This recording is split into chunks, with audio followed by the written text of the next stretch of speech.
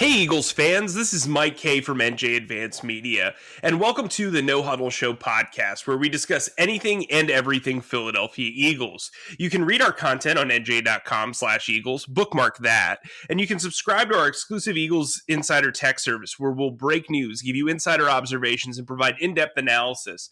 Through Eagles Extra, you can send questions and comments directly to us, and we'll respond to your phone. We're also doing weekly Friday noon Q&As that are exclusive to the tech service. Get on there and we'll make sure that we answer all your questions. There's no limit on questions. Remember, it's a 14-day free trial when you sign up. Come in, get a feel for what we do, and see if you want to stick around. Joining me today, as always, is Chris Franklin, my fellow Eagles beat reporter. Today we're going to discuss, well, the thing that's on everybody's mind on Wednesday, January 20th. The Eagles coaching search, of course. So, Chris, how you doing? Wait, I gotta check my phone. Wait, oh wow, I haven't gotten a call yet to become the Eagles to interview for his head coach. Seems like everybody else is getting a call right now, but I'm doing okay. How about yourself? I'm growing impatient, not because I'm impatient about who they're going to hire. It's more so I'd really like to go to sleep before 11 o'clock and wake up after, 5:30 in the morning every day, just because, the shoe's going to drop at some point during that time. Look, let's just get into this. I want to first off say, yes, it's been a little over a week since our last podcast. We wanted to make sure that we weren't going to put out a dated podcast. Like the second that we recorded one, there was going to be a bomb dropped. You know what I mean? So we wanted to make sure that we kind of got this grand scheme coaching search down. So to keep you, in the loop and everything you need to know, let's briefly recap what's going on here with this Eagles search that has become just this epic proportion search that I don't think anybody really expected when the Eagles fired their only Super Bowl winning head coach, roughly 9 days ago. So entering day 9, the Eagles have interviewed 9 potential candidates. 2 of those guys have already gotten jobs. Robert Sala, who's now the Jets head coach, and Arthur Smith, who's now the Falcons head coach. The remaining candidates that they've interviewed are Carolina Panthers offensive coordinator Joe Brady, longtime running backs coach Deuce Staley, New England Patriots inside linebackers coach Jared Mayo, Patriots offensive coordinator Josh McDaniels, Buccaneers defensive coordinator Todd Bowles, Cowboys offensive coordinator Kellen Moore, and Colts offensive coordinator Nick Sirianni. I'll have a little bit more on that interview specifically later on the show. Then they've also got requests out to Eric Bieniemy, and they will interview Dennis Allen on Wednesday, which is when we're recording. They've also been linked to the likes of Ohio State head coach Ryan Day, Oklahoma head coach Lincoln Riley, Cincinnati head coach Luke Fickell, Chiefs quarterbacks coach Mike Kafka, who will reportedly stay in Kansas City after this latest playoff run. There was a report about John Fosse potentially getting interest, but from what I understand, that's maybe where it'll stay. There's no request out there. He hasn't interviewed. As far as I know, maybe it's just a general interest. John Fosse is currently the Cowboys special teams coach. He's obviously the son of Jim Fosse, the longtime Giants coach. And then candidates that are off the board, we mentioned Sala and Smith earlier. Brandon Staley, the former Rams defensive coordinator, a really young up-and-comer. He got hired by the Chargers as their head coach. Brian Daboll, who is the offensive coordinator for the Bills, will reportedly stay in Buffalo for one more year. The work he's doing with Josh Allen is phenomenal. Of the guys that are off the board, so Sala, Smith, Staley, and Daboll, who do you think is the guy they missed out on the most? For me personally, I think it was Sala. I think Sala brought I think his knowledge of defense would definitely help the Eagles a lot. I mean, the man embodied. They need somebody right now who shows he's not only a leader but can actually build something up. And he took over a 49ers defense that struggled. Don't get me wrong, it struggled in his first year, but he was implementing the way that the style he wanted to play in San Fran. And you look at what he was able to do. Top 5 defenses in the last 2 years, especially given all the injuries and opt-outs and everything that happened over there. And you look at what he's been able to do. I think he would have brought a very good staff. He would have brought LaFleur here with him as well too. And I think you look at just that combination of Sala and LaFleur and a young guy who's hungry and he gets his hands on this defense.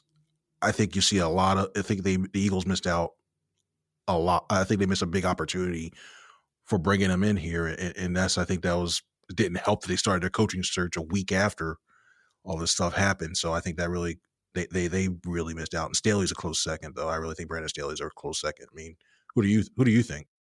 I mean, I think Arthur Smith, when you look at their desire, or at least their publicly stated desire to fix Carson Wentz, Arthur Smith seems like a guy who has a blueprint in what he did with Ryan Tannehill in Tennessee. Look, he's not going to have Derrick Henry in Atlanta. He wouldn't have Derrick Henry here, but it just kind of seemed like Arthur Smith is a guy who coaches to his players' strengths.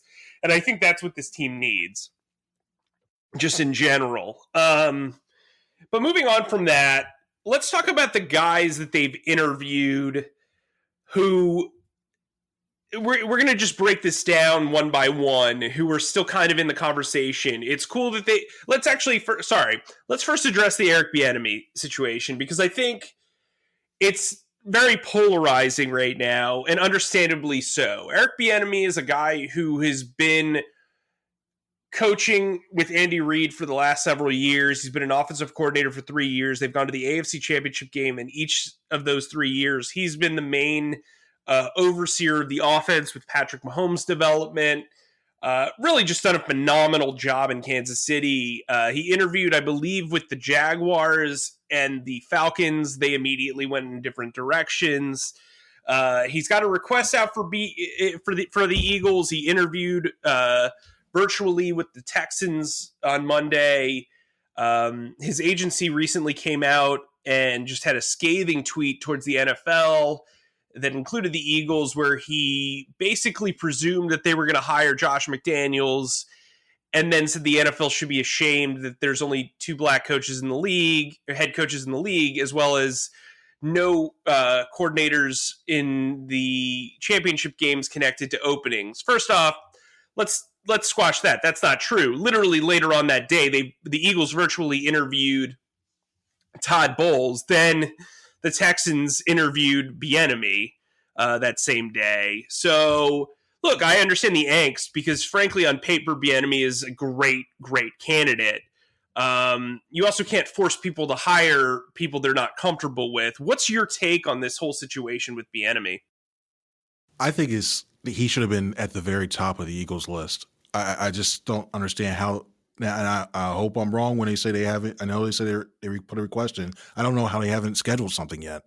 I mean, the guy has proven that whenever I look at a key indicator is the players that fight for a coach and when they speak to him, and everybody that speaks about Bieniemy is revered, and they're always questioning why isn't he a head coach. I mean, look what he's done. I mean, just think look at what the Kansas City Chiefs offense has done. And I don't want to hear everybody say, well, Andy Reid calls the plays. Well, a lot of times with these systems, you have the guys going ahead and scheming up and making the attacks to go ahead and play when they play the games ahead of time, and Bieniemy's in on that. I mean, we've always heard he's a hard worker. He's in early as well, too. One of the first people in the door. And those are qualities wanting a head coach. You don't want a Steve Spurrier guy going, hey, let me go get my golf cart and let me go ahead and think, I'll check on my team time to time. I mean, the guy's been able – he knows offense. He's done wonders with Patrick Mahomes. I mean, and it just for the life of me, I don't understand. I know people say, oh, well, reports coming out. He has baggage and everything else. It's becoming like if everybody's trying to find another mistake not to hire him. How does the guy go from being everybody saying, hey, you know what? This is the head coaching candidate that everybody should go ahead and hire. Everybody wanted to speak to him, or was it just something they can go ahead and just filter through for a Rooney Rule and just go, well, we talked to him, but we didn't see a fit and trying to find an excuse later on.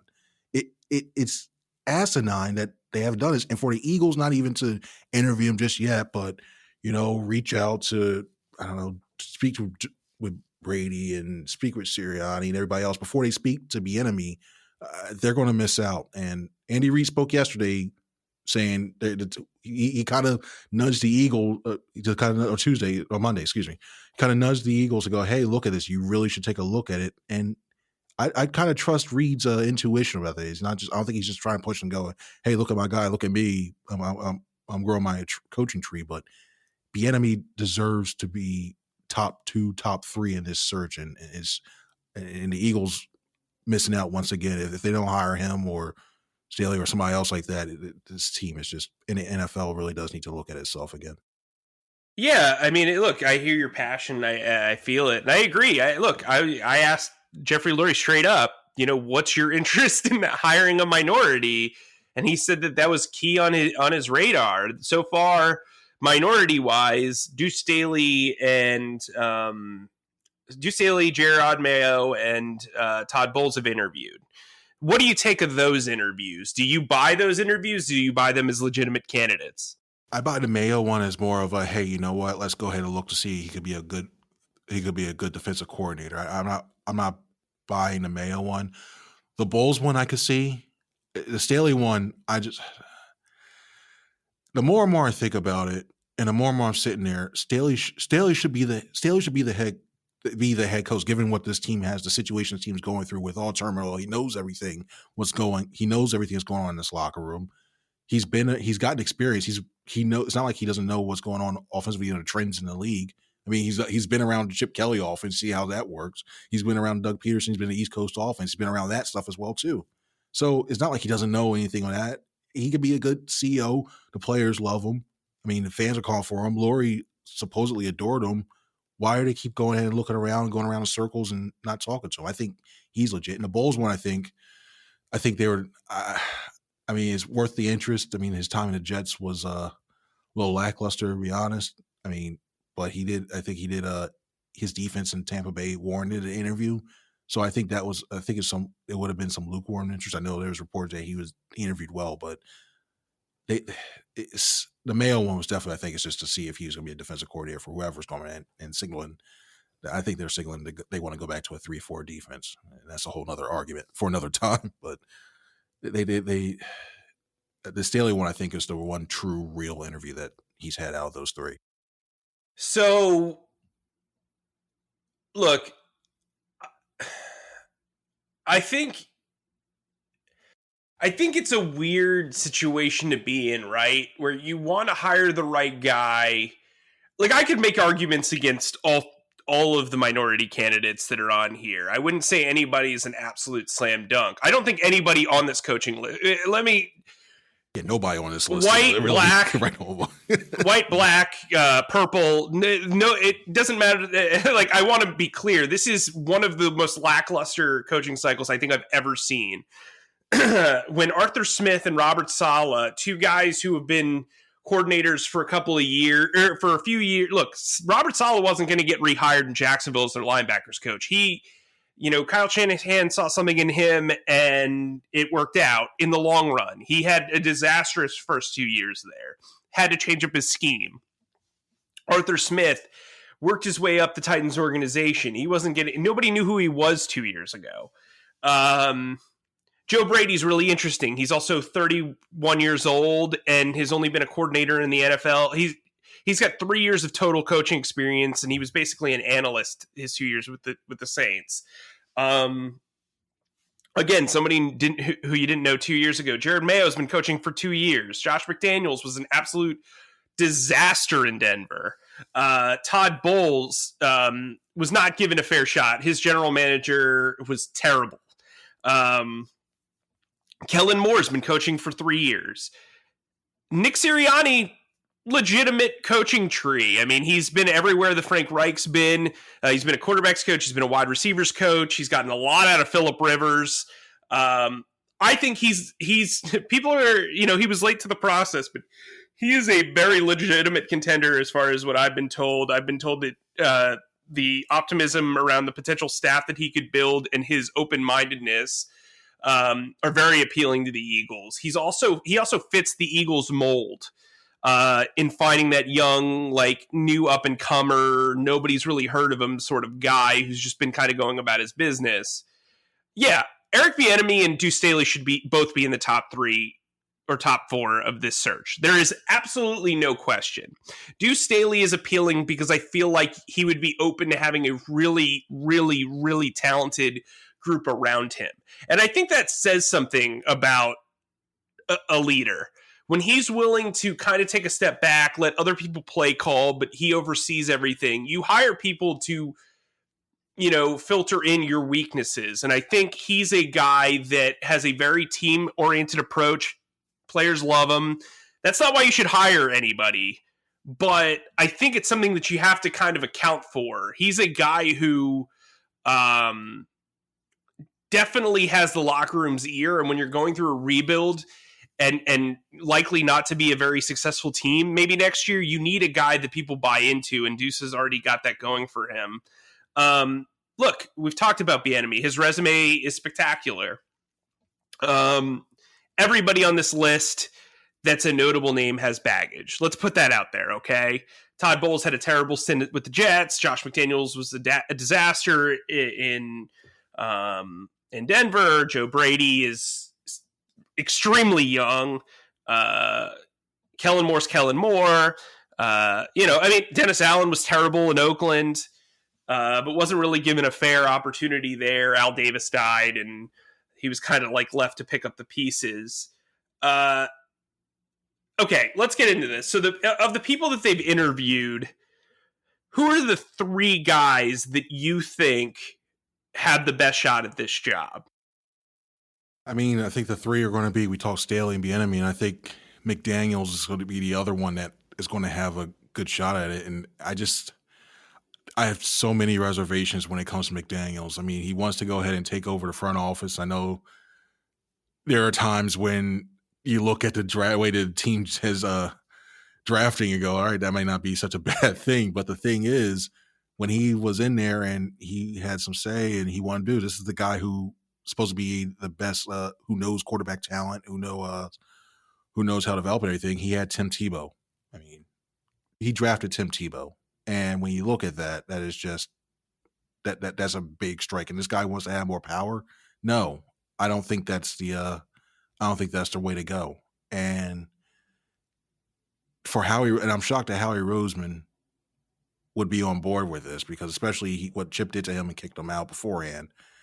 He wants another guy that could potentially do that, because you can really see this happening where they go ahead, they win, they're successful for a year or two, and then he goes, "Yeah, I want more. I don't want Howie in there anymore." What you can see, it could potentially happen. I mean, if you get this guy in here, and he hasn't done anything. Look at what he did. I know New England had guys that opted out this year, but look what he did this year. Look what he did last year in that office. I'm just not sold on McDaniels. I mean, would you go with him? Is he in your top 3? I think he's in my top 3 based on logic, because clearly he is a favorite in this, based on what I've heard. But I also think there are some reservations on both sides about how a power structure would be settled. Obviously, Josh is known for being kind of a control freak. Look, I'm not completely opposed to McDaniels. I would probably be more in favor of the hire if this was like a clean sweep of last year's group, like if Wentz, Howie, and Doug were all gone.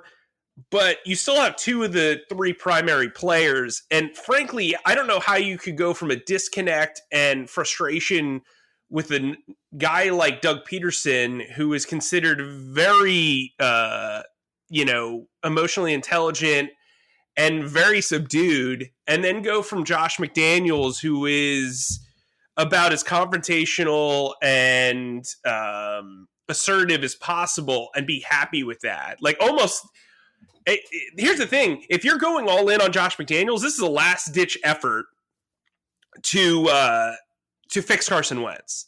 The problem is, if Carson doesn't want to be fixed by Josh McDaniels, you've not only hired somebody who really hasn't shown that they can build a team, that they can manage a coaching staff, that they can handle being, under a GM. and now you've got a disgruntled quarterback who you're potentially going to trade. Like, I don't think that that's the right way of going about this, because all history shows that McDaniels has a lot of problems. I spoke to a former player of his in Denver who played more than a decade in the league, said that the worst year of his career, actually the only bad vibes of his career, were his 1 year in Denver with Josh McDaniels. He called him Hurricane Josh. And look, I don't want to take it. Look, it's been over a decade. Maybe he's changed. Maybe he's grown. I do believe people can change, especially once they're humbled. That said, there are still some, there's some signs. I mean, he interviewed with the Browns, wanted Fosse, wanted the right situation. You look at him backing out with the Colts, getting cold feet. I mean, clearly, this is a situation where Josh is going to want the right spot, and I don't blame him, but I don't know how many chances he has left. I wouldn't take this job if I were Josh, because this isn't what he on the surface has been looking for. He's not going to really get to choose his quarterback from the way it sounds. He's not really going to get to have full final say on the roster. He's not going to get to go about his business his own way, do it his way 100%. I just don't know if that's the right fit. That said, I do think the Eagles are very seriously interested in him. So I will put him in my top 3. I will also put Deuce in my top 3. Just for this fact that they interviewed him last week, and it kind of feels like if you have your guy, why not interview everyone else to kind of just do your due diligence? I have no problem with them doing their due diligence, actually. I think Gerard Mayo interviewing the same day as Dusali is really interesting. Maybe they put together a young staff of former players, and that's just how they accomplished this thing. It kind of worked with Doug Pederson. They were very heavy on former players during his time here. But the guy that I think is the ultimate dark horse, based on what I've heard, is Nick Sirianni. And I knew very little about this guy before yesterday. He does not call plays in Indianapolis. He is not, a traditional, runaway head coaching candidate, but I do think he offers what the Eagles are looking for. He's a guy who has experience as both a quarterback's coach and a wide receivers coach, so he has 2 different positions that he's worked with. He's a guy who's been in the NFL for at least a decade. I spoke to a scouting source who told me he's a great guy who he worked with in Kansas City, really smart. I've spoken to some agents of players on the Colts. They really like him. He's a guy that will command respect. The players like him, but he's also a guy who will scream in practice, according to a colleague that I spoke to in Indianapolis. He is a guy who has balance. I also think if he'd be open to coaching with guys that he doesn't have a connection with, which I think is important. Doug Pederson, one of the reasons why he thrived is he had coaches put around him that he hadn't worked with, and they did well. So I think, and Nick has been with a couple of different organizations. He's been with the Colts for 3 years. He's been with the Chargers for 4 years. He was with the Chiefs for a few years. So he has an understanding of how the NFL works from different franchises. He's worked under different coaches, and I think that's important. And also, on top of that, he knows Frank Reich's offense like the back of his hand. If they really felt that Frank Reich was the sugar in the coffee of that Super Bowl run and they want to replicate that, I think that that's the right guy to pursue. You also look at Carson Wentz. Look, Sirianni has worked with Phillip Rivers. That's got to buy him some respect with Wentz. It also has to show you that, like, if Wentz doesn't want to be here, he might be able to bring out the best in Jalen Hurts from a passing game standpoint. That's something that I think is really important. And the Colts offense is very, very balanced. So I think that's something that should appeal. They averaged over 28 points a game this year compared to the Eagles' 20.9 points per game. I think that that's really important and incentivizing. And he's a hotshot. That's what this kid is. He's respected around the league. He's respected within the Colts organization, and he's looking for a shot. He's kind of this year's Doug Pederson, and I think there are some, Arthur Smith vibes to him as well. So that's where I kind of stand. Let's move on to something that I think has been talked about. You're obviously open to a defensive-minded head coach. The Eagles really haven't been since Ray Rhodes was fired. But the Eagles are doing their due diligence at least, or interviewing defensive coaching candidates. So Todd Bowles, Dennis Allen, Gerard Mayo, those are the three guys. What's your take on the interview process with these defensive head coaches? I think it's signaling that they really want to go toward a 3-4, and I'm okay with that. And only if they go ahead and develop and divert a lot of resources to making that happen. And the problem is they don't have really the cap space in order to do that. So I think if they're going to go with a 3-4, if they want to go 3-4, then I think Mayo's your guy, but he's too inexperienced, I think, in my opinion, to go ahead and be the main guy. So I think if they were going to go ahead with a defensive coach, they should really go with Todd Bowles. I really think that he would go ahead and still could utilize the 4-3 that they have right now. I think he can go ahead with the pressure packages that he's used in the past. I think he can get the most out of Singleton. I think he's coming back because even though he's exclusive restricted free agent, I think he's he's an exclusive right, so he's back. Yeah. You're good. Yeah, he's back. Yeah, so he's going to be back. I think he can do a lot of that. I think he can do a lot of guys. And I think he can draft a guy in the second or third round to go ahead and be an impact guy if this team is willing to go ahead and basically willing to go ahead and invest in that. And I think his defensive knowledge that he brings to the game, I think he can scheme up the good stuff. I think he could be a good enough leader to go ahead and be that guy to do that. He's just got whoever it is, no matter what. If they decide to go in defensive mind, they have to hit a home run and get a great offensive minded coach and let them go ahead and who's able basically to be a second head coach in a way to go ahead and run that offense. And that's going to be the imperative thing. I really wish there's a fly on the wall right now on some of these names that these guys wanted to go ahead and bring in as a offensive coordinator. Cause I think if they don't get either a veteran guy who knows what he's doing or somebody, I think that's what they're going to have to do. Cause I think if you get a really young mind offensive coordinator, the Eagles are going to see him go away. I really do. So they no matter what, if they do go defense, they have to make sure they get a veteran offensive coordinator that can go ahead and use their magic to go ahead and not only scheme up things right, but fix his quarterback situation. So who's a guy who they haven't interviewed as of Wednesday outside of Bieniemy that you're surprised they haven't shown interest in? Just looking overall, actually everything's correct, right? I mean, I would love. I mean, going to the college thing, I know he said he's not interested in staying. I would throw $10 million at Lincoln Riley, personally. I think he's staying down there. That's who I would stick with. I mean, some of the other college guys, I'm not really feeling. Fickle was just, yeah. He's another defensive-minded coach, but I just don't think he's had enough experience as of yet, and he hasn't proven anything in pro. Fickle's a no. Ryan Day's intriguing, but I don't think he's ready for that. But I think just having a guy who basically maintained a program that Stoops built and who's able to have continued success, I think he was the guy. He was number one on my list for sure. I think he was the guy that the team should really throw. I don't care if it's money, guarantee, like basically years, whatever has you. I think he's the guy that could have been that should be the future, but they won't go that direction. I mean, is there a name that you've seen that they're shocked that they haven't gone at? Yeah, I would say Colts defensive coordinator Matt Everflooze. Like he's really done an amazing job with that Colts defense over the last 3 years.